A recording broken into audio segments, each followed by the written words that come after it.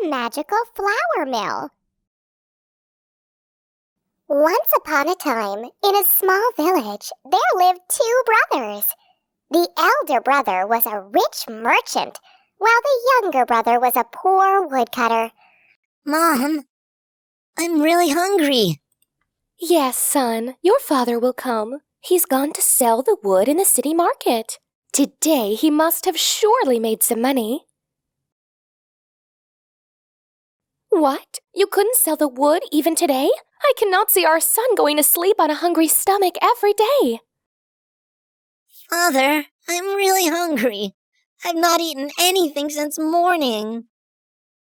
On seeing his son crying, the woodcutter was heartbroken.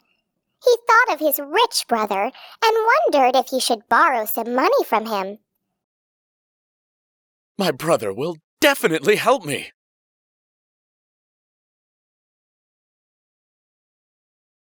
Why are you here again? What do you want? Dear brother, could you please lend me some money? My son is hungry since morning, and today I haven't been able to sell a single wood in the market. You are a lazy person who does not want to work hard. Stop fooling people by making up these stories. I am telling the truth. Please believe me. I don't want to listen to your sob stories. Just leave. The woodcutter didn't want to go back home empty-handed, so he decided to go to the forest and pluck some juicy fruits for his son. The woodcutter happened to spot an old woodcutter along the way. This old man was struggling to lift a bundle of wood. I will help you lift the bundle.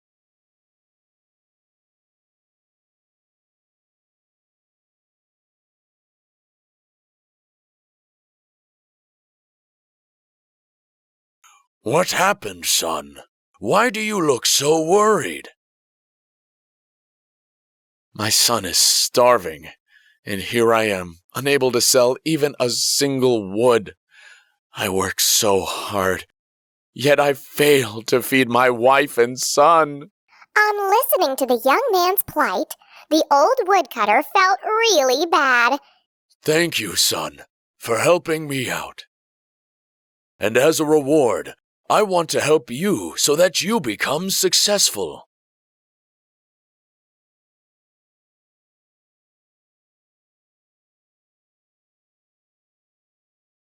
I am giving you this basket of bread. I want you to deliver it to the house of dwarves who live in the midst of dense forest. Now go straight ahead from the path, and you will see 3 fruit-bearing trees. And as you go further ahead, you will find a small cottage that belongs to 2 dwarves. The moment they see the basket of bread in your hands, the dwarves will grant you a boon. You must quickly ask for Magical Flour Mill. Magical Flour Mill? Yes, and that is exactly what will redeem you from your difficulties. The young man thanked the old woodcutter from his heart and went looking for the dwarf's cottage.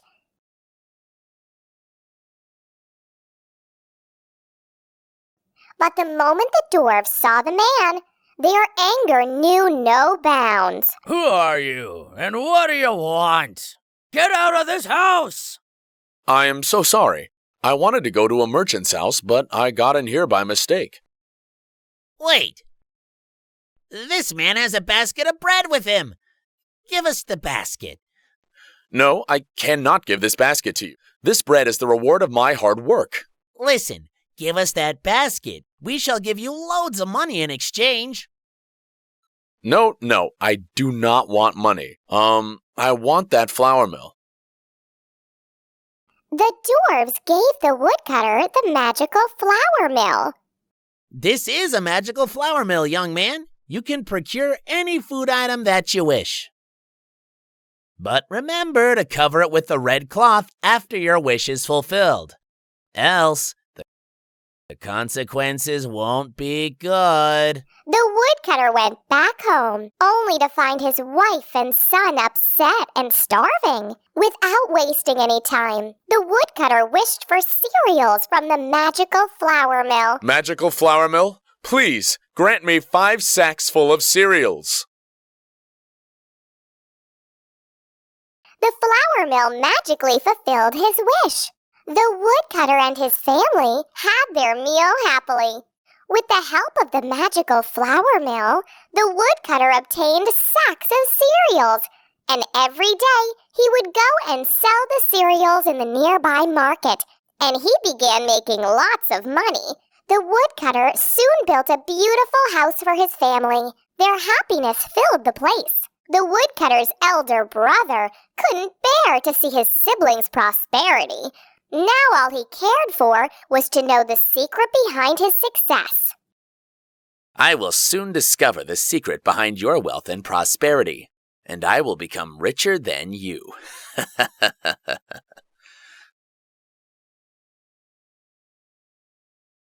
I want some cereals for me and my family.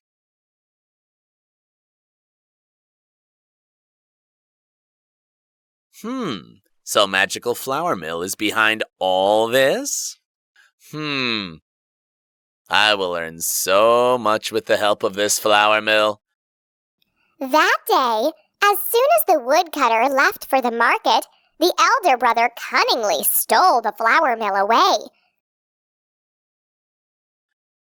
We need to leave this place soon.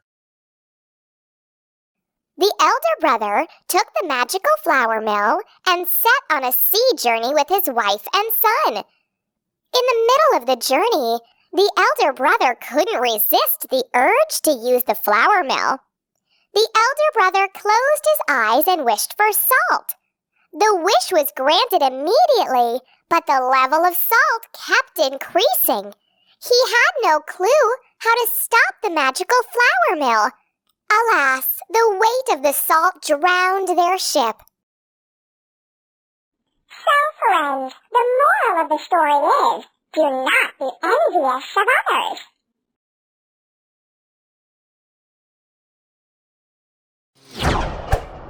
Hansel and Gretel's story. Once upon a time, at the edge of a dense forest, there lived a poor woodcutter with his wife and 2 loving children named Hansel and Gretel.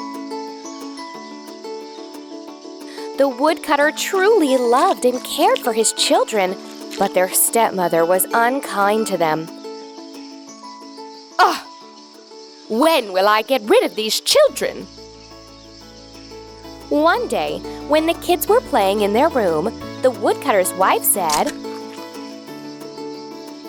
"We have very little money left with us, and we cannot go on like this." I have an idea. Let us leave the kids in the forest." What? Forest? But... Their stepmom had decided that as soon as the woodcutter would leave for the market, she would take the children and leave them in the forest. Huh? On hearing his stepmom's plan, Hansel was heartbroken. But then he quickly came up with a bright idea. Clever Hansel crept out of the house and stuffed his little purse with as many shiny pebbles as he could get. With the help of these shiny pebbles, we'll definitely find our way back home. The next day, as soon as the woodcutter left for the market, the stepmother took the children to the forest. As they were walking, Hansel began dropping the shiny pebbles on the road.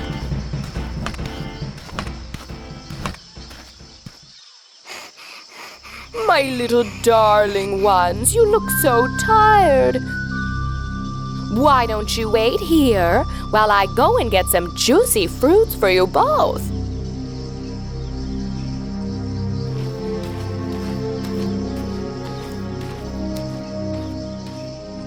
Day turned into night, but Hansel and Gretel's stepmother did not return. I'm really scared. Don't Don't worry, Gretel. We will find our way home with the help of the shiny pebbles. Both the kids were extremely scared, but the shiny pebbles safely led them back home.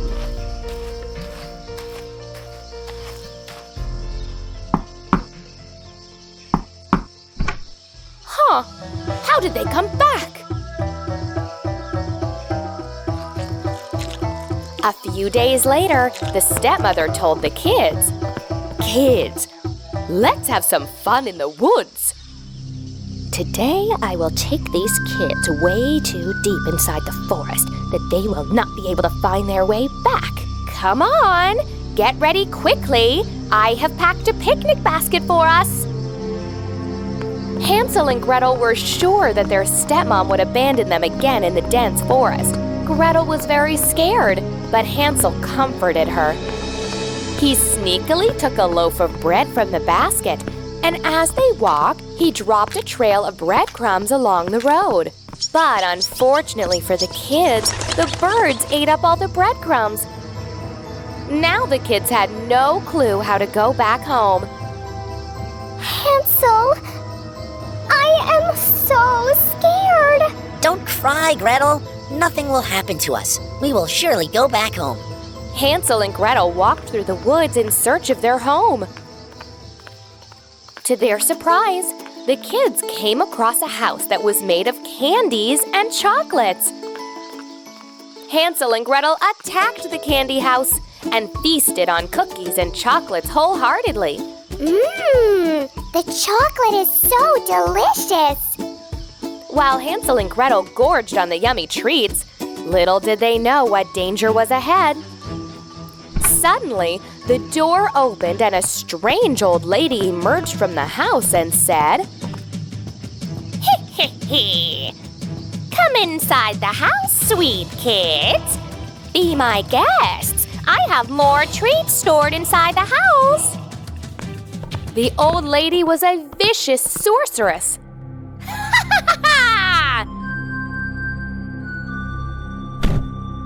Both kids were trapped inside the house, and they didn't know what they should do. Now I'll lock you in a cage and gobble you up later. And you, little girl, start scrubbing the floor and wash those dirty dishes right away. While the sorceress was busy preparing the magical potion in her big cauldron, Gretel got a brilliant escape plan. Without making any noise, Gretel slowly moved forward, and before the sorceress could turn back, Gretel quickly pushed her into the cauldron. As the sorceress drowned inside the big cauldron, her magic ended as well. Gretel was so happy to see Hansel free from the cage. Wow, look at all these shiny gold coins. We can take some and give it to our father. Hansel and Gretel went looking for their house again, and this time they finally reached their house. As soon as they reached home, their father welcomed them with open arms. Their stepmother apologized to both Hansel and Gretel for her mean behavior.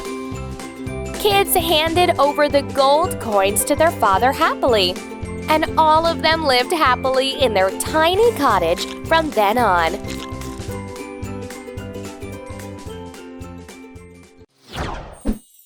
The Daydreaming Milkmaid.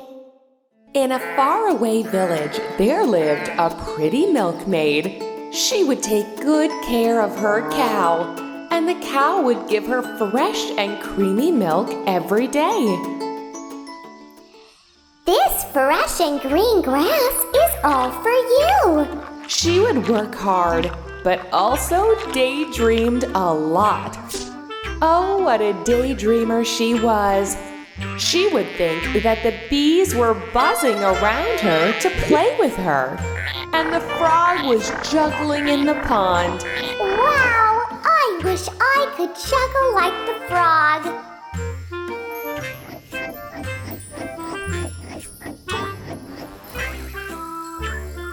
Huh? I forgot all about the milk. Let me quickly go to the market and sell the milk. Without wasting any time, the little milkmaid quickly headed towards the market to sell fresh milk. With the money I get from selling this milk, I will buy some eggs. Oh, it would be so nice to see the eggs hatched. Soon a baby chick will hatch from the egg. I will feed the chick very well, and it will become a healthy hen. Hooray!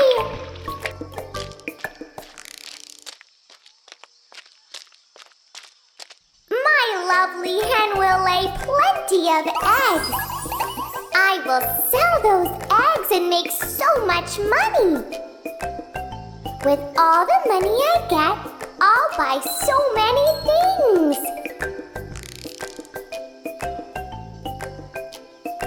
Oh yes, I'll buy some fancy clothes and dress up so nicely. Wow, wearing that pretty dress, I will go to the ball and everyone will shower me with praises. Lovely! In the ball, I will meet the royal prince. Oh my! I'll be dancing with the most handsome prince. Allow me for a dance, my fair lady. Yes, of course.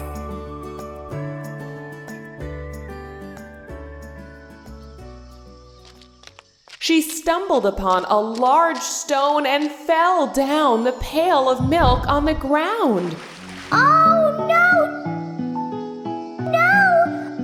My milk is all gone now! All her ambitious hopes and dreams spilled on the ground, just like her pail of milk.